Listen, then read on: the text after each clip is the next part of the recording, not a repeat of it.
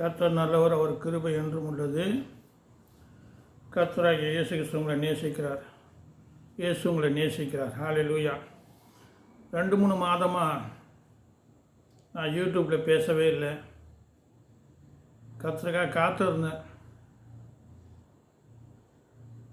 கர்த்தர் இன்னைக்கு உங்கள் மத்தியில் பேச கிருபை செய்தார். கர்த்தர் கொடான கூட சோத்திரம். அநேக நாட்களாக என்னுடைய சாட்சியை பகிர்ந்து கொள்ளணும்னு சொல்லிட்டு நான் ஜெபம் பண்ணினே இருந்தேன். நான் சாட்சி சொல்கிறதுக்கு வெட்கப்பட்டுக்கினே இருந்தேன். ஏன்னாக்கா மனுஷனுக்கு முன்பாக ஆண்டவரை நம்ம சாட்சி சொல்லி மகிமைப்படுத்த, அவர் பிதா முன்பாக நம்ம மகிமைப்படுத்த வார்த்தை இருக்குது. அதனால் கடைசியில் ஆண்டவருக்கு நான் மகிமையாக சாட்சி சொல்லணும்னு சொல்லிட்டு பிரயாசப்பட்டு உங்கள் மத்தியில் இந்த நாளிலும் பேச விருப்பப்படுறேன். எனக்கு இன்றைய தினத்தில் பிறந்த நாள். உங்களுடைய ஜபத்தில் என்னை நினைத்து கொள்ளுங்கள். அடியனுடைய ஊழியங்களை தாங்குங்க. அநேக பலவீனங்கள், அநேக போராட்டங்கள், அநேக உபத்திரங்கள் இருந்தாலும் கர்த்தர் உங்கள் முன்பாக நிறுத்தி பேச கிருபை செய்வதற்காக கர்த்தர் கொடான ஸ்தோத்திரம். ஹல்லேலூயா. இன்றைய தினத்தில் நான் ரட்சிக்கப்பட்ட அந்த சாட்சியை உங்கள் மத்தியில் பகிர்ந்து கொள்ள கர்த்தர் கிருபை செய்வாராக. ஹல்லேலூயா. மத்திய 10வது அதிகாரத்தில் 32வது வார்த்தை நான் வாசிக்க, மனுஷர் முன்பாக என்னை அறிக்கை பண்ணுகிறவன் எவனோ அவனை நானும் பரலோகத்தில் இருக்கிற பிதாவின் முன்பாக அறிக்கை பண்ணுவேன். மனுஷன் முன்பாக என்னை மறுதலிக்கிறவன் எவனோ அவனை நானும் பரலோகத்தில் இருக்கிற என் பிதாவின் முன்பாக மறுதலிப்பேன். எப்படி இருக்கு பாருங்கள் வார்த்தை. அநேக சுவிசேஷங்க என்ன பண்ணாங்க, நிறைய சாட்சி. பவுலுடைய சாட்சி இருக்குது, அநேகருடைய சாட்சி இருந்தாலும் இப்போ ஜனங்க சாட்சிக்கு முக்கியத்துவம் கொடுக்கறதில்ல. ஆடல் பாடல் ஏதோ நான் பேச விரும்பல அதெல்லாம். ஏன்னா எதை விதைக்கிறானோ அதை தான் அறுக்க போகிறாங்க. அதனால் கர்த்தருக்கு பயந்து நடப்போம். ஹல்லேலூயா. அதனால் இந்த சங்கீதம் 119 அநேக வார்த்தைகள் இருக்கிறது. நான் சுருக்கமாக பேச நான் கிருபை செய்வாரா கர்த்தர். சங்கீதம் 119 46வது வார்த்தை நான் வாசிக்கிறேன். நான் உம்முடைய சாட்சிகளை குறித்து ராஜாக்களுக்கு முன்பாக வெட்கப்படாமல் பேசுவேன்.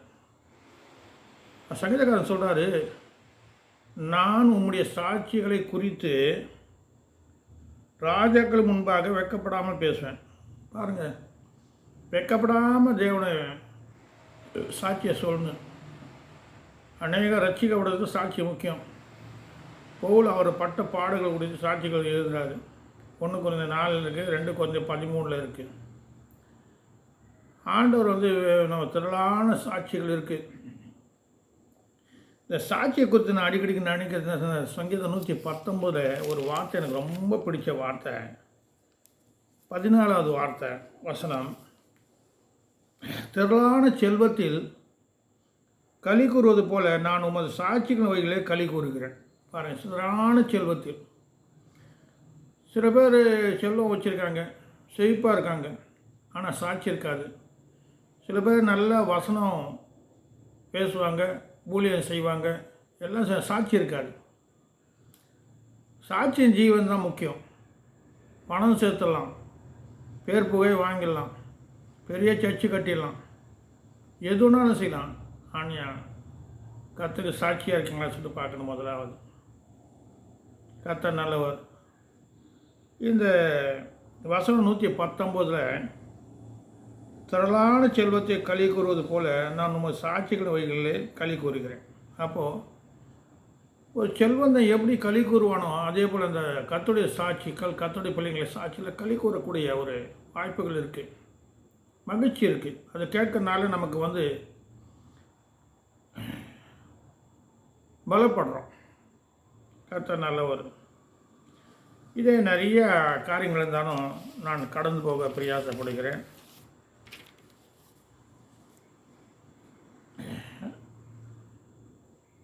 நான் என்னுடைய சொந்த ஊர் காஞ்சிபுரம். காஞ்சிபுரத்தில் நான் பிறந்தேன். 1951வது வருஷத்தில் பிறந்தேன். என்னுடைய பேர் வந்து கந்தசாமி சா சொல்லிட்டு. நாங்கள் பட்டு சேலை வியாபாரிங்க. வியாபாரம் தான் செய்வோம். எல்லோரும் வந்து ஐஸ்வர்யம் உள்ளவர்களாக இருப்போம். இருந்தாலும் நான் எங்கள் அப்பா அம்மாவுக்கு 10வது பிள்ளையா 11வது பிள்ளையா பிறந்தேன். நான் கொஞ்சம் பக்தி மார்க்கத்தில் இருந்தேன். திருநூறு வச்சுன்னு உத்ராட்ச கொட்டை போட்டுக்கின்னு கோயில் கோயிலாக சுற்றுவேன். அப்படி தேவனுடைய ராஜ்யம். அந்த இந்து மார்க்கத்தில் பார்த்தாக்கா பரலோகம், சிவலோகம், என்ன தேவலோகம் போகணும்னு சொல்லுவாங்க. அதுக்காக நான் திருநூறு அடிச்சு பட்டப்பட்டே திருநூறு அடிச்சு உத்ராட்ச கொட்டை போட்டு அப்படி கோயில் கோயிலாக சுற்றுவேன். இப்படி என் வாழ்க்கையில் எதுவுமே நிறைவேறலை. படிப்பு போயிடுச்சு. என்னுடைய அழகு அந்தஸ்து எல்லாம் ரொம்ப வந்து நான் வந்து மட்டமாகிட்டேன். மட்டம் சொன்னாக்கா ஒரு மனுஷன் விரும்பத்தக்க மனுஷனால ஒரு மிருகம் போல் அலைந்து திரிந்தேன். ஆனால் இது நான் ஏன் சொல்கிறேன், எங்கள் அப்பா அம்மாவுக்கும் தெரியாது, என் சொந்தக்காரருக்கும் தெரியாது, என் சிநேகிதருக்கும் தெரியாது. சொன்னால் தான் அது தெரியும், சொல்லாவிட்டால் எப்படி தெரியும்னு சொன்னேன். எத்தோப்பியா மந்திரி சொன்னால் தானே தெரியும்னு சொன்னார். அதுவும் நாங்கள் சொல்கிறோம். கர்த்தர் நல்லவர். என் கூட பிறந்தவங்க 8 அக்கா தங்கச்சி, 8 அண்ணன் தம்பி. நாங்கள் 16 பேர் எங்கள் அப்பா அம்மாவுக்கு. எங்கள் அப்பா வந்து ஒரு கப்பல் வியாபாரி. நல்ல வியாபாரம் செய்து இருந்தார். கர்த்தருடைய கிருபையால் எங்களை வளர்த்தார். ஆனாலும் படிப்பு ஏறலை.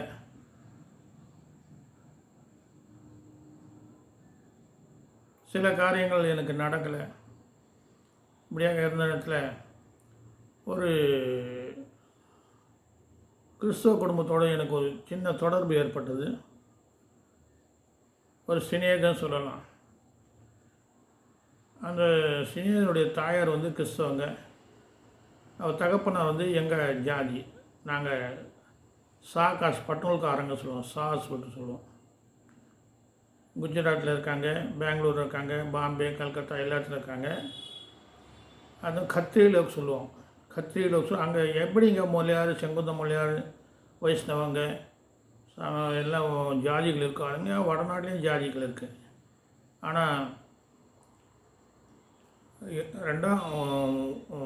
இந்த உலகப்போரில், 2ஆம் உலகப்போரில் எங்கள் தாத்தாலாம் ஸ்ப்ளிட் ஆகி இங்கே வந்தாங்க. நாங்கள்லாம் இங்கே பிறந்தோம். வீட்டில் வந்து உருது, மராட்டி, ஹிந்தி தான் பேசுவோம். அப்புறம் தமிழில் கற்றுக் கொடுத்தாரு. விசேஷமாக கர்த்தருடைய சாட்சி நான் சொல்கிறது கொஞ்சம் கவனித்து கேளுங்க. 1க்கு 2 முறை போட்டு கேளுங்க. எனக்காக ஜெபம் பண்ணுங்க. என்னுடைய சேனல் தாங்குங்க. கர்த்தர் தாங்குவாராக. இயேசு கிறிஸ்து உங்களை நேசிக்கிறார். நான் வளர்ந்து இப்படி இருக்கிற போது கெட்ட சாவகாசங்கள் அதிகமாக இருந்தது எனக்குள்ளே. எப்படி கெட்ட சாவம் நான் பின்னாடி சொல்கிறேன். எப்படி சொல்கிறேன், நான் ரசிக்கப்பட்டதுலேருந்து வரேன். அந்த அந்த குடும்பத்தில் கொஞ்சம் அந்த கிறிஸ்துவ குடும்பம் அந்த தாயார், அந்த அம்மா கிறிஸ்துவங்க. அவங்க அப்பா வந்து எங்கள் காஸ்ட்டு, லவ் மேரேஜ். அவங்க பிள்ளைங்கள்லாம் என்னை நேசிக்கிறனால அவங்க வீட்டில் நான் நேசிப்பேன். அவங்க குடும்பம் மூலமாக நான் ரசிக்கப்பட்டேன். இப்போ அந்த குடும்பம் என்னை நேசிக்கல, என்கிட்ட பேசுறது பரவாயில்ல. கர்த்தர் என்னோடு இருக்கார். அதுக்காக நன்றி. கர்த்தர் ரட்சிப்பு கொடுத்துருக்காரு. நன்றி. ஹல்லேலூயா. இப்படி இருக்கச்சா நான் என்ன பண்ணுவேன்னு சொன்னாக்கா, ஹிப்னாசிசம், மெஸ்மரிசம், மாந்திரிகம்லாம் செய்வேன். நைட்டில் உட்காந்து நிறைய பூஜைகள் பண்ணுவேன். 11 வருஷம் சுடுகாட்டில் உட்காந்துருந்தேன். சிவ பூஜை பண்ணிக்கிட்டு இருந்தேன் சுடுகாட்டில். போகும்போது பார்த்தா காலில் நிறைய பாம்புங்க கடிச்சிருக்கோம், விஷ பாம்புங்க. ஆனால் சாகலை. அப்படி இருக்கிறத என்னால் கண்ட்ரோல் பண்ண முடியல. இப்படி இருக்கச்ச ஒரு நாள் வந்து அந்த குடும்பத்தில் ரசிக்கப்பட்டாங்க. எல்லோரும் ரசிக்கப்பட்டோன்னே அவன் சர்ச்சுக்கெல்லாம் போகல. அந்த அம்மா கொஞ்சம் வெயிட்டாக சிஎஸ்ஸு நல்லா அமைதியாக இருப்பாங்க. அவங்க பிள்ளைங்களும் கர்த்தர் ரசித்தா. அது மூலமாக கர்த்தர் என்ன ரசித்தார். இப்படி ஒரு நாள் என் ஜபத்துக்கு கூப்பிட்டாங்க. ஜபத்துக்கு போனேன். நான் போய் உட்கார நேரத்தில் அந்த தம்பி மேலே இந்த பசுதாவே பேச ஆரம்பித்தார். எனக்கு அப்போ பைபிள் தெரியாது, வசனம் தெரியாது, தமிழ் வராது, ஒன்றும் தெரியாதுங்க. அப்போ பசுதாவே அவர் மேலே வந்து பேச ஆரம்பித்தார். பேசும்போது என்ன சொன்னால், உனக்கு என்ன வேணும்னு சொல்லி கேட்டார். சாரி அவர் ஜெபம் பண்ண தொடங்கின உடனே எனக்குள்ள பிசாசிங்க பேச ஆரம்பிச்சு, கர்த்தாவே உங்க கூட எவ்வளோ கால வருஷங்களாக நாங்கள் இருக்கிறோம், திடீர்னு போக சொல்கிறீங்களே சொன்ன பிசாசிங்க பேச ஆரம்பித்தேன். தேவன் பேச ஆரம்பித்தேன். இல்லை, இவனை என்னுடைய மகனாக தேர்ந்தெடுத்தேன், நீங்கள் போகணுன்னு சொன்னோன்னே என்னை அலட்டி கழிச்சு போயிடுச்சுங்க பிசாசுங்க. அப்போ கர்த்தராகிய இயேசுக்கு என்னை கேட்டார், என் சிலுவை சுமக்க சித்தமாக சொன்னார். சித்தாண்ட சொன்னேன். ஆனால் சிலுவை சுமக்க சித்தம் ஒன்றுமே எனக்கு தெரியாது. இது வரைக்கும் பாடுகள் நிந்தைகள் அவமானம் சகித்து இன்னைக்கு கர்த்தருடைய ஊழியம் பண்ணுறேன். கர்த்தர் சந்தோஷமாக வச்சுக்காரு. கொஞ்சமாக இருந்தாலும் திருப்தியாக இருக்கேன். கர்த்தர் ஸ்தோத்திரம். இப்படியாக அவன் மூலம் ரசிக்கப்பட்டு இருந்தேன். அதுக்கு முன்னே என்ன ஆச்சுனாக்கா, எங்கள் வீட்டில் நான் வந்து நைட்டில் வந்து மெடிடேஷன் பண்ணுவேன், ஜெபம் பண்ணுவேன். நான் வாசல் பெரிய வாசல் கதை, அந்த காலத்து வீட்டிலலாம் பெரிய வாசல் கதை தள்ள முடியாது. அது முன்ன நான் படுத்துன்னு கழிச்சு ஒரு தரிசனம் கண்டேன். ஒரு வெள்ளையாக ஒரு உருவம் வருது, பிரகாசமான ஒரு வெளிச்சம் வந்து கதுக்குள்ளே வந்து உள்ளே வருது. உள்ளே வந்து இந்த சுற்றுறா போல் 3 சுற்றுறா போல் இருக்குது. என் பேரை விட்டு கந்தசாமி உனக்கு என்ன வேணும்னு சொல்லிட்டு கேட்டது அந்த சத்தம். ஆனால் அப்போ எனக்கு மொழி போடல. 2வது ட்ரிப்பு கந்தசாமி உனக்கு என்ன வேணும்னு சொல்லிட்டு, அப்போ எனக்கு மொழி போடல. என்ன சொல்லிட்டு பார்த்தாக்கா, என்னடா ஒரு மாதிரியாக இருக்கும். ஒரு அலாரம் வச்சுருந்தேன், எப்போவுமே எழுந்து நான் ஜெபம் பண்ணுவேன்.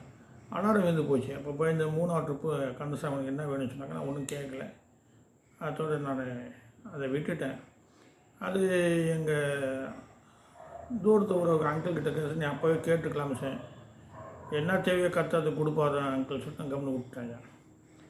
என்ன இல்லை ரகசியம்னு சொன்னாக்கா, நான் ரசிக்கப்பட்டு நான் கார் ஓட்டுவேன், அநேக தொழில் பண்ணியிருக்கேன், 24 தொழில் 25 தொழில் பண்ணியிருக்கேன். இருந்தாலும் என்னை கர்த்தர் ஊழியக்காரனை மாற்றினார். கர்த்தருடைய நாமத்துக்கு மகிமை உண்டாவதாக.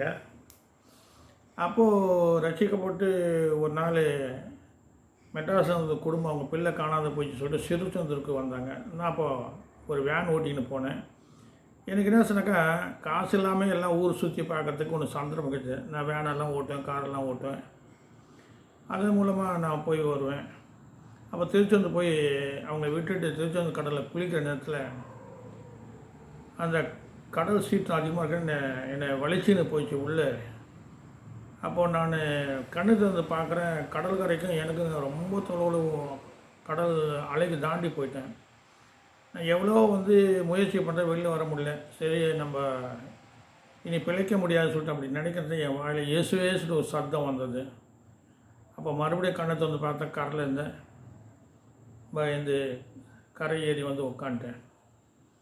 அதுக்கப்புறம் என்ன பண்ணால் அவங்க முருகல் கோயிலெல்லாம் பார்த்துட்டு எல்லாத்தையும் பார்த்து மறுபடியும் வந்தாங்க. மறுபடியும் ரிட்டர்ன் வர நேரத்தில் சாத்தான் குளத்தில் ஒரு குளம் ஊர் இருக்குது. அந்த முதலமைச்சர் ஜெயலலிதா அம்மா அங்கே நின்னாங்கன்னு சொல்லிட்டு நான் கேள்விப்பட்டிருக்கேன்.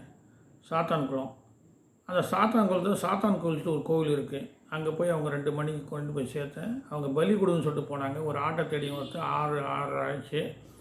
அப்போ என்னை அறியாமலே நான் என்ன பண்ணேன், இருட்டில் போய் பாவத்தில் உட்பட்டேன்.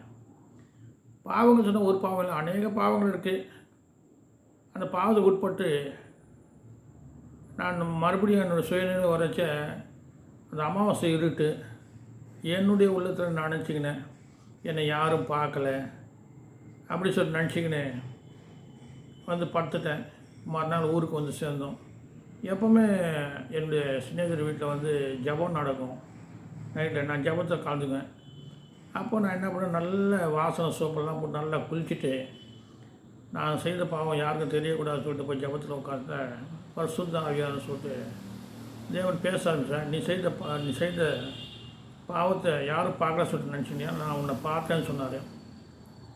நான் ஆண்டவர் கொஞ்சம் தைரியத்தை வரைச்சேன். ஆண்டவரே, நான் பாவம் செய்கிற அளவுக்கு நீ ஏன் என்னை விட்டேன், இனி நான் பாவம் செய்ய அது என்ன சாராதான் உண்மை தான் சார்னு சொல்லிட்டேன். ஒப்புதல் பிராணிலேருந்து பாவத்திலேருந்து என்னை மீட்டு கொண்டாரு. அநேக பாவங்கள் வரும், அதிலேருந்து மீட்டு கொண்டாரு. எதுக்கு சொல்கிறதுனாக்கா, இப்போ வேதம் படிக்கிறத நீர் என்னை காண்கிற தேவன் சொல்லிட்டு ஆதியம் 16 அதிகாரத்தில் ஆகாரமாக சொல்கிறாங்க. இப்படியாக இருந்தேன்.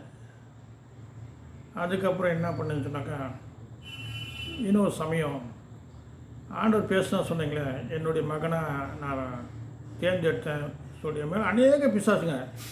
எனக்கு ராத்திரியில் கண்ணு தெரியும், மதில் மேலே ஓடுவேன், தேங்காய் பறிப்பேன், 80 தேங்காய் ஒரே பையில் போட்டு பல்ல கடிச்சு இறங்குவேன். அநேக அசிங்கமான காரியங்கள், தவறான காரியங்கள், சாராயம் குடும்பம் எல்லாம் செய்வேன். ரொம்ப அருவருப்பாக இருக்கும். ஆனால் கர்த்தர் என்னை நேசித்தார். யாரையும் என்னை நேசிக்க முடியாது. என் தாய் தகப்பனை சொந்தம் பந்தங்கள் யாரையும் என்னை நேசிக்க முடியாது. கர்த்தராகிய இயேசு கிறிஸ்து தான் என்னை நேசித்தார். ஹல்லேலூயா. அப்போது ஆண்டவர்கிட்ட வந்து ஆண்டவர் என் பிள்ளையாக தேர்ந்தெடுத்தேன். அப்போ தான் என் மேலே நிறைய பிசாசுங்க இருந்துச்சு. அது கேட்குது, இல்லை என் பிள்ளையாக நான் தேர்ந்தெடுத்தேன்னு சொன்னால் அது பிசாசுங்க போயிடுச்சுங்க. அதுக்கப்புறம் நான் மெட்ராஸுக்கு வந்தேன். வரச்சே ஒரு 100 ரூபாய் கொண்டு வந்தேங்க மெட்ராஸுக்கு. 100 ரூபாய் கொண்டு வந்து முதலாவது வந்து அந்த மவுண்ட் ரோட்டில் ஒரு சின்ன இஎல்எஸ் சின்ன புக் ஷாப் இருக்குது. அதில் 67 ரூபாய் பைபிள் வாங்கினேன். 33 ரூபாய். 33 ரூபாயில் இந்த கிட்டத்தட்ட 81 40 வருஷம் நடக்க போகுது போல இருந்த 40 வருஷம் தள்ளிட்டேன். வாலி வயசில் எவ்வளோ சம்பாரித்தேன், அநேக உதவி செய்தேன். ஏன் உதவி செய்தேன்? ரட்சிப்பை சந்தோஷம் செய்தேன். அது மற்றவங்க தப்பானேன். இப்போ எனக்கு என் கூட இருக்கிறவங்களாம் சொந்த வீடு வாங்கியிருக்காங்க. நான் வாங்கலான்னா கர்த்தர் கொடுப்பாரு. எனக்கு சொந்த வீடு கொடுப்பாரு, சமாதானம் கொடுத்துருக்காரு, ஊழியத்தை கொடுத்துருக்காரு. உறுதியாக ஒரு நிரந்தரமாக இருக்குது. அநேகர் என்னை கூப்பிட்டு ஜெபிச்சுக்குவேன். அநேக வரங்கள் கொடுத்துருக்காரு. அதுக்காக நான் கர்த்தருக்கு ஸ்தோத்திரம் பண்ணுறேன். உங்களுக்கு நான் ஸ்தோத்திரம் பண்ணுறேன். இப்படியாக மெட்ராஸுக்கு வந்தேன்.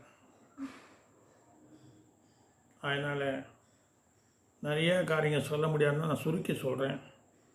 அப்போது யோபு சொல்கிற புத்தகத்தில் 24வது அதிகாரத்தில் ஒரு வார்த்தை இருக்குது. யோபு புத்தகம் 24 மறைமுகமான வாழ்க்கை எப்படி இருந்ததுன்னு சொல்லிட்டு அந்த வசனங்கள் விளக்கும். யோபு 24வது அதிகாரம்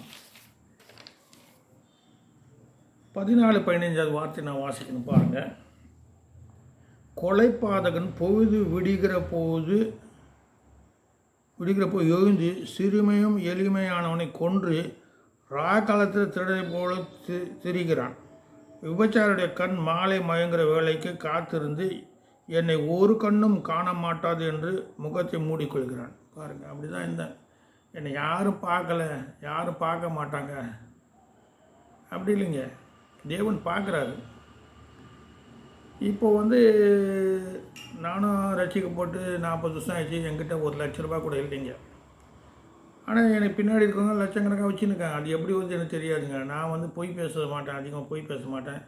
பண ஆசை எனக்கு கிடையாது. ஏன்னு சொன்னாக்கா, நான் பிறந்ததுலேருந்து நான் பணக்காரன் வீட்டில் பிறந்தனால பண ஆசை கிடையாது. நான் 26 வயசு வரைக்கும் பழுது சாப்பிட கிடையாது. பச்சை தண்ணியில் குளிக்கவும் கிடையாது. இப்போ பழுது சாப்பிட்ற பச்சை தண்ணியில் குளிக்கிறேன். கர்த்தருடைய கிருபை. அப்போது இங்கே என்ன கொலைபாதகன் பொழுது விடுகிற போது எழுந்து சிறுமியும் எளியமான கொன்று காலத்தில் திருடனை போல் திரிகிறான். அப்போ அதுபோல் தான் நான் இருந்தேன். ஒரு கொலைபாதகன் போல் இருந்தேன். ரெண்டாவது காலத்தில் திருடனை போல் பூரா ரோட்டில் அலைஞ்சின்னு இருப்பேன். பண்டிகை மத்தியில் படுத்திருப்பேன், நாய் மத்தியில் படுத்திருப்பேன். இது சொன்னாக்கா ஏன் அப்படியெல்லாம் சொல்கிறேன்னு சொல்லிட்டு கேட்குறீங்களா? ஏன் சொன்ன என்ன வெக்கமா? என்னை நல்லா தானே கற்று வச்சுருக்காரு. சாவுக்கு ஒப்பு கொடுக்கல, வெகுவாக தண்டித்தோம். சாவுக்கு என்னை ஒப்பு கூடாமல் வச்சுருக்காருல்ல. எத்தனை பேர் செத்துட்டாங்க. பெரிய பெரிய பாசெல்லாம் சேர்ந்தேன். சுந்தரய்யா கிட்டே இருந்தேன் நான். இன்றைக்கி நான் உயிரோடு இருக்கேன். என்னை நான் கேள்வி கேட்கறதுனால ரொம்ப பேர் என்னை விருப்பாங்க. நான் கொஞ்சம் கற்றுக்கு பயந்து நடக்கணும் பிரயாசப்படுறேன். ஹல்லேலூயா. அவர் ஜீவனை கொடுத்துருக்காரு. எனக்கு இந்த பைபிளெல்லாம் சொல்லி கொடுத்தாரு. பைபிள் காரில் சேர்த்துக்கல யாருமே என்ன. சரி, கர்த்தர் நல்லவர். பாருங்கள், கொலைபாதகன்னு. 2வது 15 விபச்சாருடைய கண் மாலை மயங்குற வேலைக்கு காத்திருந்து. நான் காத்திருப்பேன், எப்போடா இருட்டு வரும்னு. பிசாசு என்னை கொண்டு போயிடும். என் மேலே அநேக பிசாசி ஆவியங்கள் இருந்தது. ஹல்லேலூயா. அதுலேருந்து எனக்கு விடுதலை கொடுத்தார் கர்த்தர். ஹல்லேலூயா, ஸ்தோத்திரம். கர்த்தர் நல்லவர். என்னை ஒரு கண்ணும் காண மாட்டாது என்ற முகத்தை மூடிக்கொள்கிறான். சில பேர் சொல்கிறாங்க, என்னை யாரும் பார்க்க மாட்டாங்க, கர்த்தர் என்னை மன்னிச்சுடுவார், என்னை விட்டுவிட. அப்படி கிடையாதுங்க. எல்லாத்துக்கும் பைபிளில் நியாய தீர்ப்பு இருக்குது. நீ பணம் சேர்த்தாலும் கொடுத்தாலும் கொடுக்காத போனாலும் வஞ்சகம் பண்ணாலும் எல்லாத்துக்கும் பதில் இருக்குங்க. இங்கே எல்லாம் சரி கட்டுறாருங்க. பைபிளில் சரி கட்டுவார் எல்லாத்தையும். ஹல்லேலூயா. அக்கிரமக்காரன் நோய் கொண்டு சாகிறான்னு சொன்னாக்கா அக்கிரமம்னா நோய் வரும். பரிகாசத்துக்கு அடிவியும். சில பேர் சுயநலமாக இருக்கும். சுயநலம் சொன்னால் தான் நல்லா இருக்குன்னு சொன்னால் ஒரு சபையை கட்டுறாங்க, நல்லா வசதி இருக்குங்க, ஜனங்கிட்ட லட்சமாக கேட்குறாங்க, தன் சொந்த அறிவை கொண்டு வாழுறாங்க. மற்றவங்க பகிர்ந்து கொள்ளாமல் அவங்க மட்டும் சாப்பிட்டு கர்த்தர் என்னோடு இருக்கார், கர்த்தர் உங்களோடு இருக்கார் இல்லை அது பிரச்சனை இல்லை. கர்த்தர் உங்களோடு இருந்தால் நீங்கள் என்ன பண்ணீங்க? கர்த்தர் ஜீவனை கொடுத்தா போல எல்லாத்தையும் நீங்கள் கொடுப்பீங்க. ஹல்லேலூயா. இது வரைக்கும் நான் 1.5 கோடி ரூபாய் கொடுத்துருக்கேன். சம்பாதிச்சதெல்லாம் எத்தனை பேர்? நானும் 25 வருஷம்னு 1000 ரூபாய் காணி கொடுப்பேன். அப்போ 1000 ரூபாய் எவ்வளோ இருக்கும்? இங்கே மெட்ராஸில் டீச்சர்ஸு காலனியில் கிரவுண்டு 2500 ரூபாய். புதூரில் குச்சி நட்டுருப்போம். அப்போ வந்து குச்சி நட்டு தெரியாது. அநேகத்தில் 1000 2000 தான், 3000. ஜோபில் 40,000 30,000 இருக்கும். ஹல்லேலூயா. கர்த்தர் நல்லவர். அப்போ இப்படியாக இருந்தேன். கொலைபாதகன் போல இருந்தேன். விபச்சார கண் இருந்தது எனக்கு. நான் என்ன பண்ணுவேன்னு சொன்னாக்கா, ரா காலத்தில் திருடனை போல திருச்சுவேன். ரா காலத்தில் ராவு வந்துச்சுனாக்கா வீட்டிலே தங்க மாட்டேன். அப்படி போய் எவ்வளோ கஷ்டம் பாருங்கள். பயங்கரமான கஷ்டம். உடம்பெல்லாம் முள் வேலையெல்லாம் கீச்சின்னு இருக்கும். அசிங்கம் சொன்னாக்கா பைபிள் பழைய ஏற்பாடு படி என்னை கொன்று போடணும். ஆனால் இப்போ அதான் யோபு சொல்ல என்னை கொன்று போட்டாலும் அது மாதிரி நம்பிக்கையாக இருப்பேன்னு சொன்னார். நான் உயிர் வாழறதுக்கு தகுதி இல்லாதவன், அதனால் கர்த்தர் என்னை தகுதிப்படுத்திருக்காரு. ஹல்லேலூயா. 2வது ஏசாயா தீர்க்கதரிசி புத்தகம் 29. ஏசாயா தீர்க்கதரிசி 29 ஒரு வார்த்தை வாசிக்கிறேன். இன்றைக்கி அநேகம் என்ன சொல்கிறாங்க? கர்த்தர் நம்மளை பார்க்க மாட்டார், கேட்க மாட்டார், கண்டுக்க மாட்டார், இப்படியெல்லாம் வசனம் இருக்குது. ஏன்னாக்கா பணம் சம்பாதிக்கிற இப்போ நல்ல வந்து சர்ச்சு நடத்துது. ஆனால் உண்மையாக இருக்கிறவங்க சர்ச்சு நடத்த முடியல. பித்தலாட்டம், சூதுவாது, கபடம், வஞ்சகம், தந்திரம் இப்படியே கற்றுக்கினவங்க செய்கிறாங்க. அந்த பணத்தை வச்சு அவங்க செத்துடுறாங்க. எத்தனையோ பாசங்க, நான் தவறாக சொல்ல, எத்தனையோ ஊழியக்காரன் எத்தனையோ பாசங்க செத்துட்டாங்க. பணம் இருக்குது, ஆனால் ஜீவன் இல்லை. எனக்கு பணம் இல்லை, ஜீவன் இருக்குது. கர்த்தர் நல்லவர். இங்கே பாருங்கள், ஏசாயா தீர்க்கதரிசி புத்தகம் 29:15 தங்கள் ஆலோசனையை கர்த்தருக்கு மறைவாகும்படி மறைவிடங்களில் ஒழித்து தங்கள் கிரியைகளை அந்தரங்கத்தில் நடப்பித்து தம்மை காண்கிற யார், நம்மை அறிகிற யார் என்றவர்களுக்கு ஐயம். சொல்ல நம்மளை ஒன்றும் பார்க்க மாட்டாங்க, கர்த்தர் நம்மளை அறிந்து கொள்ள மாட்டாங்க, யாருக்கும் தெரியாது நம்ம செய்கிறோம். மனுஷன் பாருங்கள், என்ன தான் அவன் வளர்ந்தா கூட தேவனுக்கு பயந்து நடந்து கொஞ்சம் பேர் தான். அந்த பணம் சொல்கிற விஷயத்தில் எல்லாரும் உண்மை இல்லை. ஹல்லேலூயா. சரி இருக்கட்டுங்க. இதை பாருங்கள், தங்கள் ஆலோசனை கர்த்தருக்கு மறைவாகும்படி மறைவிடங்களை ஒளிந்து தங்கள் கிரியைகளை அந்தரங்கத்தில் நடப்பித்து. நான் அப்படி தான் அந்தரங்கத்தில் பாவம் பண்ணிக்கின்னு இருந்தேன். ஆலோசனையை கர்த்தருக்கு மறைக்கும்படி மறைவிடங்களில் ஒளிந்திருந்தேன். நான் அந்த காலத்திலலாம் என்னை திட்டினா கூட திட்டுங்க, எனக்கு இன்னும் வெக்கமான சூடு கத்துறக்காக நான் எல்லாத்தையும் விட்டுட்டேன். ஒரு துண்டு பிடி கிடைக்காது. அது வேலி காத்தா முள்ளுக்குள்ளே போய் அதுவும் எடுத்து குடிப்பாங்க அந்த காலத்தில். இந்த காலத்தில் சின்ன சின்ன பசங்கள்லாம் குடிக்கிறாங்க, சிகரெட் தானாக கிடைக்குது. சிகரெட் வாங்க போனாவே கடைக்காரன் பிடிச்சி கையை பிடிச்சி நெத்தியில் வைப்பான் சூடு. இந்த காலத்தில் கையை பிடிச்சா கையை வெட்டிடுறான். பயந்து இருந்தோம். நான் படிக்கிறதுல எனக்கு படிப்பு தமிழ் வராது. வீட்டில் ஹிந்தி உருது மராட்டி தான் பேசுவோம். அதனால் எக்ஸாமில் என்ன சொன்னாக்கா கொஸ்டின் பேப்பர் மாதிரி எழுதி வைப்பேன். ஆனால் எங்கள் அப்பா வசதியாக இருக்கிறதுனால டியூஷன் வச்சு 11th வரைக்கும் தள்ளி விட்டார். 11th போய் மாட்டிக்கினார். எஸ்எல்சியில் போய் ஃபெயில் ஆகிட்டேன். கர்த்தர் நல்லவர். எதுக்கு சொல்கிறேன்னு சொன்னாக்கா, வந்து ரட்சிப்பின் சந்தோஷம் ரொம்ப கஷ்டப்பட்டேன். கிறிஸ்தவனும் ஆகிட்டனாக்கா டை எல்லாம் கட்டிக்கலாம், கோட்டெல்லாம் போட்டுக்கலாம், அமெரிக்கா போகலங்க, அம்ஜிகர் கூட தாண்டல. சரி இருக்கட்டுங்க. ஹல்லேலூயா. கர்த்தர் நல்லவர். தமிழ் வராது. பைபிள் காலேஜ் போய் சேர்ந்தேன். தேத்தி விட்டாங்க. அப்படியெல்லாம் நிறைய அந்த வயிற்று பொழப்புக்காக நிறைய வேலைங்க செய்யணும். மெட்ராஸ் தனியாக அநேகர் என் கூட இருந்தாங்க. இப்போ அவங்கெல்லாம் காணும்னு சொன்னாக்கா அவங்க பணத்தை பங்கு போட மாட்டேன்னு சொல்கிறாங்க. சில பேர் அவங்க பணத்தை பங்கு போட மாட்டாங்க, நம்ம பணத்துக்கு பங்கு கேட்பாங்க. ஹல்லேலூயா. ஊழியக்காரங்க கூட அப்படி தான் இருக்காங்க. சோத்திரம் கர்த்தருக்கு நன்றி. ஹல்லேலூயா. இப்படியாக ரசிக்கப்பட்டு அநேக காரியம் இருந்தாலும் 100 ரூபாவை கொண்டு வந்து மெட்ராஸுக்கு 67 ரூபா, பைபிள் 33 ரூபா கர்த்தர் தள்ளினேன். எதுக்கு சொல்கிறதுன்னா, அதுக்கப்புறம் இப்படி இருந்து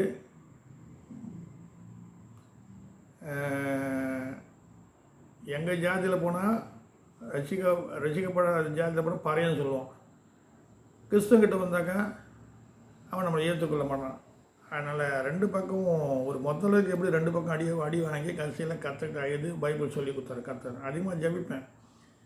3 மணிக்கு ஏந்து தண்ணி ஊற்றின்னு வெறும் ஈர துணியோடு 6 மணி வரைக்கும் ஜபிப்பேன். கர்த்தர் நல்லவர். இப்படியாக இருக்கும்போது சுந்தரையா சபையில் நான் போயினே இருந்தேன். கடைசியில் சுந்தரையா அவர் காலம் ஆகிறதுக்கு முன்னே என்னை ஊழியக்காரனாக்கி அவருக்கு நான் உடன் ஊழியக்காரனும் டிரைவராக இருந்தேன். அவரிடத்தில் அநேக காரியங்கள் கற்றுக்கொண்டேன். அவர் ஜபிக்க கற்றுக் கொடுத்தாரு. சாம் சுந்தரையா இந்த செய்தி வாசிக்க கற்றுக் கொடுத்தாரு. எல்லா மனுஷனான வெறுக்கப்பட்டேன், தள்ளப்பட்டேன், எல்லாம் காரியம் ஆயிடுச்சு. கர்த்தர் என்னை கேட்டார். 31வது சங்கீதம் கொடுத்தாரு. நான் ரட்சிக்கப்படும் போது படித்து உடைந்த பாத்திரம் போல் நான் செத்தோன்னு போல் ஆனேன். கொஞ்சம் உபத்திரம் இல்லைங்க. பணம் வந்த பணம்லாம் காணாமல் போயிடுச்சு. பிஸ்னஸ் பண்ணேன். ஆர்டர் நீ உன்னை பிஸ்னஸ் பண்ண கூப்பிடல, ஊழியம் பண்ண தான் கூப்பிட்டேன்னு சொன்னார். இன்னைக்கு கேட்குற அநேக நீங்கள் எப்படி இருக்கீங்க? நல்லா இருக்கீங்களா? நல்லா இருக்கேன். இன்னைக்கு கூட என்ன சொல்கிறாங்க? பணத்தை பேங்க்கில் போட்டு சுற்றுறான். பேங்க்கில் பணம் இல்லை, பரலோகத்தில் பணம் இருக்குது. ஹல்லேலூயா. ஐஸ்வர்ய பரலோகத்தில் இருக்குது. கர்த்தர் நல்லவர். இப்படியாக மெட்ராஸ் கடைசியில் சுந்தரையா கிட்டே இருந்தேன். சுந்தரையனை ரொம்ப நேசிப்பார். சாம் சுந்தரையும் நேசிப்பார். ஆனாக்கா மனுஷனுடைய தப்பிதங்களை மன்னிக்கிறதுக்கு அவங்க பிரியாசப்படல. ஏசு அதுதான் சார், மனுஷனுடைய தப்பிங்களை நீங்கள் மன்னித்தா உங்கள் தப்பிங்களை பரலோகத்தில் பிதா மன்னிப்பா சொன்னார். சில மனுஷனுடைய தப்பிதங்களை மன்னிக்கிறது கர்த்தர் ஒருவராக மன்னிக்கிறாரு. அருவருப்பானவங்களாக இருந்தால் கூட தகுதி இல்லாத தகுதியாக்குற கர்த்தர். ஹல்லேலூயா. இந்த பைபிள் பூரா சொல்லி கொடுத்தாரு. தமிழ் வராது, ஆனால் அந்த பைபிள் ஃபுல்லாக எனக்கு நைட்டு 2-3 மணிக்கும் படிப்பேன். சொல்லி கொடுத்தாரு. இப்போ தொடர்ந்து ஜெப ஊழியம் பண்ணுறேன். எப்போ பார்த்தா நாங்கள் அடிக்கடிக்கு காட்டுக்குள்ளே போய் ஜெபம் பண்ணுவோம். காட்டில் போய் 8 மணிக்கு ராத்திரி 8 மணி ஜெபம் தொடங்கினாக்கா வெடிக்கால 4 மணிக்கு முடிப்போம். அதுபோல் சில சமயம் 2 நாள் 3 நாள் இருப்போம். குரூப்பாக போய் ஜெபிப்போம். இந்த சாட்சிக்கு நான் என்ன சொன்னேன்னு சொன்னாக்கா அது போல் இருக்குது. இங்கே என்ன சொல்கிறாரு? தங்கள் ஆலோசனை கர்த்தருக்கு மறைக்கும்படிக்கு மறைவிடங்களில் ஒளிந்து தங்கள் கிரியைகளை அந்தரங்கத்தில் நடப்பித்து தம்மை காண்கிறவன் யார், நம்மை அறிகிறவன் யார் என்கிறவருக்கு ஐயோ. அப்படி தான் சொன்னேன். நானும் அப்படி தான் நினச்சேன். நம்மளை யாரும் பார்க்க மாட்டான், இருட்டை தானே பண்ணோன்னு சொன்னேன். அப்போ தான் தெரிஞ்சு இவர் காண்கிற தேவன் டிரைவரு, தப்பு பண்ணக்கூடாது. அதுக்கு முன்ன எங்கள் ஜாதியிலலாம் 1 வயசு 1 வயசில் பாலாடலில் சாராயம் குடிக்க வைப்பாங்க, அந்த பிராந்தியை குடிக்க வைப்பாங்க, ஆட விடுவாங்க. ஆனால் நானும் குடிப்பேன். அதுக்கப்புறம் நான் மெட்ராஸில் சாராய கடையெல்லாம் நடத்தியிருக்கேன், சினிஃபீல்டில் இருந்திருக்கேன். அநேக காரியங்கள் இருந்தால் கூட தேவன் இப்போ எனக்கு சமாதானமாக வச்சுருக்காரு. ஒரு நல்ல ஊழியத்தை கொடுத்து, நல்ல மனைவி, ஒரு நல்ல பெண் பிள்ளையை கொடுத்து ஊழியம் செய்யும்படியாக எனக்கு என் மனைவி என் பிள்ளையும் ஆதரவாக இருக்காங்க. கர்த்தருக்கு ஸ்தோத்திரம். என் கூட இருந்தவங்களாம் என்னை இப்போ நேசிக்கிறதில்ல. கர்த்தர் நேசிக்கிறாருங்க. யார் நேசித்தாலும் நேசிக்கிறேன், கர்த்தர் நேசிக்க அநேகர் எனக்கு உதவி செய்வாங்க. அந்த உதவி மூலமாக நான் அநேக சின்ன சின்ன உதவிங்க செய்வேன். மலை ஜபத்துக்கு போவோம். ஒரு ஆளுக்கு இப்போ வந்து முன்னெல்லாம் 300 400 இப்போ ஒரு ஆளுக்கு 700 ரூபாய் 1000 ரூபாய் ஆகும். போய்ட்டு ஜபிச்சுட்டு வரோம். இந்த ஜபம் வந்து வீண் போவதில்லை. சரி, அடுத்த காரியத்தை பார்ப்போம். ஏசாயா 47:10. ஏசாயா 47:10. இந்த வசனத்தை அடிப்படையாக நான் பேசுவேன். வசனம் அடிப்படையில் பார்த்தாக்கா 47:10 என்ன சொல்கிறாரு? உன் 47:10 உன் துர்மார்க்கத்தில் நீ திட நம்பிக்கையாக இருந்து என்னை பார்க்க உருவம் இல்லை என்கிறார். இதை தாங்க இப்போ எல்லோரும் அதான் சொல்ல, என்னை யாரும் பார்க்க மாட்டார், கர்த்தர் பார்க்க மாட்டார். கண்டிப்பாக பார்க்குறாரு. உங்களை கர்த்தர் பார்க்குறாரு. ஒவ்வொரு ஊழியக்காரனும் கர்த்தர் கணக்கைப்பார். ஒவ்வொரு ஊழியக்காரனும் விட மாட்டார். தன் சொந்த குமாரன் பாராமல் மரண பர்யம் ஒப்பு கொடுத்த தேவன் முன்னே என்னை விடவே மாட்டார். நீ கோடி கோடியாக சேர்த்து வச்சா சரி, நீ 100 சர்ச்சு நடத்தினாலும் சரி, ஆனால் அந்தரங்கத்தை கர்த்தர் பார்க்குறார். அந்தரங்க இருதயத்தை பார்க்குறார். மனுஷன் முகத்தை பார்க்குறான், தேவனை உள்ளான இருதயத்தை பார்க்குறாரு. ஹல்லேலூயா. பண ஆசை இருக்கா? பண ஆசை எல்லாத்தையுமே வேறு. போதுமென்ற மனதை கூட தேவபக்தி மிகுந்த ஆதாயம். ஹல்லேலூயா. என்னுடைய வருமானம் நல்லது சொன்னார். நீதிமொழிகள் 8 என்ன சொன்ன? என்னுடைய வருமானம் நல்லது. வருமானம் கர்த்தர் வருமானம் கொடுக்குறாரு. சுவிசேஷனுக்கு அவன் சுவிசேஷத்தை பொழைப்பு உண்டு சொன்னார். பிழைக்க வைக்கிறார். முதலாவது தேவனுடைய ராஜ்யத்தை தேடுங்க, அவர் நீதியை தேடுங்க. ஆனால் தேவனுடைய ராஜ்யத்தை தேடுங்க, நீதியை விட்டு வர்றாங்க. ஹல்லேலூயா. சரி, கர்த்தர் நல்லவர். இதில் என்ன சொல்லப்பட்டிருந்தாக்கா, துர்மார்க்க திட நம்பிக்கையாக இருந்து, சில பேர் துர்மார்க்க திட நம்பிக்கையாக இருக்கிறாங்க. திட நம்பிக்கை என்னை பார்க்குற ஒருவரும் இல்லை என்று உன் ஞானமும் அருமையாக உன்னை கெடுத்து. சில பேர் ஞானம் இருக்குது, அறிவு இருக்குது, அவங்க கெட்டு போகிறாங்க. ஹல்லேலூயா. பெரிய சர்ச்சை நடத்துவாங்க, நல்லா பேசுவாங்க, ஞானமாக பேசுவாங்க, அறிவோடு பேசுவாங்க. ஆனாக்கா தேவன் கைவிட்டுடுவார். எசேக்கியேலை சோதிக்கும்படியாக கைவிட்டார். எசேக்கியேலை 2 நாளாகமத்தில் இருக்குது. எசேக்கியேல் போய் விசுவாசத்தில் ஒரு வீரம் கிடையாது, ஆனால் முன்னும் பின்னும் கிடையாது. வசனம் சொல்லுது, ஆனால் சோதிக்க கைவிடுவார். 13 இருக்குது, சோதிப்பேன் உன்னை சொல்கிறார். ஹல்லேலூயா. பல அற்புதம் அதிசயங்கள் செய்வாங்க, அதை நம்பாத சொல்கிறாங்க கர்த்தர். ஹல்லேலூயா. கர்த்தர் நல்லவர். உன் அருமை உன்னை கெடுத்தது நான் தான், என்னை தவிர ஒருவமில்லைன்னு இருதயத்திலே எண்ணினேன். நான் ஒருத்தன் தான், என்னை ஒன்றும் செய்ய முடியாது. என்னுடைய சேனலில் நீங்கள் பாருங்கள், கர்த்தர் சொன்ன வார்த்தைங்களை நான் பிரசங்கம் பண்ணியிருக்கேன். நிறைய உள்ளான கருத்துக்கள் கர்த்தர் எனக்கு வெளிப்பாடு கொடுத்தாரு, அது பேசியிருக்கேன். என் சேனல் சப்ஸ்கிரைப் பண்ணி எனக்கு காசு அனுப்பாக்கிறது பரவாயில்லைங்க. காசு முக்கியம். கர்த்தர் காசு எங்கேயாவது போட்டு இப்போ ரோட்டை கூட நான் பொறிக்குவேன். ஹல்லேலூயா. காக்கா சொன்னால் போல் அடிக்கடி சொல்லுவேன், காக்கா எலியா கொண்டு போய் சார், காக்கையை கொண்டு அது கூட நம்மளை யாரையோ கொண்டு போச்சு பாரு கர்த்தர். நீ என்னை நேசிக்கலை, எனக்கு கொடுக்கல சொன்னால் நாங்கள் வருத்தப்பட மாட்டேன். என்னை அழைத்த உண்மை உள்ளவர். ஹல்லேலூயா. சோத்தம். கர்த்தர் நல்லவர். அடுத்த ஒரு காரியம் பார்ப்போம். எரேமியா மார்க்கு 9:20. மார்க் 9 அதிகாரம் 20வது வார்த்தை. முக்கியமாக என்ன சொன்னாக்கா, நம்மளை யாரும் பார்க்க மாட்டாங்க, நமக்கு அறிவு இருக்குது, ஞானம் இருக்குது, நம்ம சாமர்த்தியசாலி, நம்ம எது செஞ்சாலும் நம்ம பொழைச்சிக்கோம், அப்படியெல்லாம் இல்லைங்க. கர்த்தர் கடைசியில் கைவிட்டுடார். நான் அறியேன்னு ஒரே வார்த்தை சொல்லுவார் அவர். பூமியில் நீ என்ன விதைக்கிறியோ அதை தான் அறுக்க முடியும். இரக்கத்தை விதைச்சா இரக்கம், பாவத்தை விதைச்சா பாவம், அக்கிரமத்தை விதைச்சா அக்கிரமம். கர்த்தர் நல்லவர். ஹல்லேலூயா. இங்கே படிக்கிற 9வது 20வது வார்த்தை படிக்கிறேன் பாருங்கள்.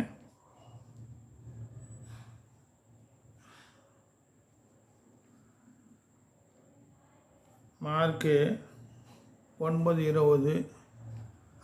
அவனிடத்தில் கொண்டு வந்தார்கள். அவரை கண்டவுடனே அந்த ஆவி அவனை அலைக்கழித்தது. அவன் தரையில் விழுந்து நுரை தள்ளி புரண்டான். இந்த வசனம் நான் எதுக்கு சொல்கிறேன்னா, எனக்கு ஃபிட்ஸ் வருங்க சின்ன வயசில். அந்த சாத்தனை எப்படியோ சாவடிக்கப்பா, அது ஃபிட்ஸ் வருங்க. மெட்ராஸ் ரொம்ப கஷ்டப்பட்டேன். ஸ்கேனர்லாம் எடுத்து மாத்திரை சாப்பிடுவேன். நான் பிஸ்னஸ் பண்ணிட்டு இருந்தேன். பிஸ்னஸ் லாஸ் ஆகிப்போச்சு. ஃபிட்ஸ் மாத்திரை வாங்க முடியல. ஜெபம் பண்ண ஆண்டவரை இந்த ஃபிட்ஸ் வரக்கூடாதுன்ற என்கிட்ட காசு ஒன்றுமே இல்லை சொல்லிட்டு என்ன ஜென்டில்மேன் சொன்னாலாம் ஃப்ராடு சொல்லிட்டான். பணம் இல்லாதனா ஃப்ராடான், பணம் இருந்தால் ஜென்டில்மேன். இன்றைக்கி ஊழியக்காரன் அப்படி தான், பணம் இருந்தாலும் ஜென்டில்மேனு, பணம் இருக்கணும் ஜென்டில்மேன் சார், பணம் இருந்தால் ஃப்ராடு சொல்லுவேன். சரி கர்த்தர் நல்ல ஒரு அதுவும் ஜெபிச்சேன். ஆண்டவர் அந்த ஃபிட்ஸ்லேருந்து எனக்கு உதவி செய்ய. இது வரைக்கும் ஃபிட்ஸ் வந்ததே இல்லைங்க. அநேக வியாதிகள் வரும், பிரச்சனைகள் வரும், அது தானாக மறைஞ்சிடும். நான் ஒரே வார்த்தை சொல்லுவேன், யாரை கேட்டு நீ உள்ளே வந்த, வெளியில் போய்ட்டு இயேசு நாம தான் சொல்லுவேன். அப்போ எனக்கு சுகம் கிடைக்கும், அதிசயம் நடக்கும், அற்புதம் நடக்கும். அதனால் அதுபோல் என்னை அலைய கைத்தது என் வாழ்க்கை பூரா. நான் 81 ரிசீப்குள்ளே வந்தேங்க. 81 89 கல்யாணத்தை முடித்தேன். 91 ஒரு பெண் பிள்ளை. அந்த பெண் பிள்ளை தான் என்னை காப்பாற்றுறது, எனக்கு உதவி செய்து எல்லா காரியத்திலும் தான். ஆனால் எனக்கு இன்னும் சொத்து பத்தெல்லாம் இருக்குது. ஆனால் என் தம்பி ஒருத்தன், அவன் கொஞ்சம் மாறுபாடான ஒரு உள்ளத்தை வச்சுன்னு எனக்கு கொடுக்காம, அது விற்காமல் அப்படியே வச்சுன்னுக்கான்.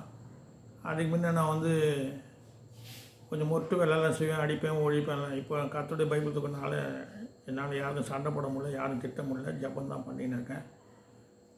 ஏங்க அவசியம் இல்லை, வானமந்த பொல்லாத ஆவிகளோடு போராட்டம் உண்டு சொல்லிட்டார் கர்த்தர். நல்ல ஒரு இப்படியாக கர்த்தருடைய காரியங்களை நான் ஈடுபட்டு இருக்கிறேன். இந்த யூடியூப் சேனல் நடத்துகிறேன். இது வரைக்கும் செலவு அதிகமாகுது. எனக்கு காணிக்கை ஒன்றும் வரல. சில பேர் இந்த காணிக்கைகளை தாங்குறாங்க. பண தேவைகள் நிறையா இருக்குது, ஃபைனான்ஸ் தேவைகள். அதுக்காக ஜெபிச்சிக்கங்க. என்னுடைய சுகத்துக்காக ஜெபிச்சிங்க, என் குடும்பத்துக்காக, என் பிள்ளைக்காக ஜெபிச்சிக்கங்க. உதவி செய்ய மனதாக இருந்தால் உதவி செய்யுங்க. கர்த்தர் தாமே உங்களை ஆசீர்வதிப்பாராக. கர்த்தருடைய சாட்சிக்காக கொடாபடி ஸ்தோத்திரம். நன்றி.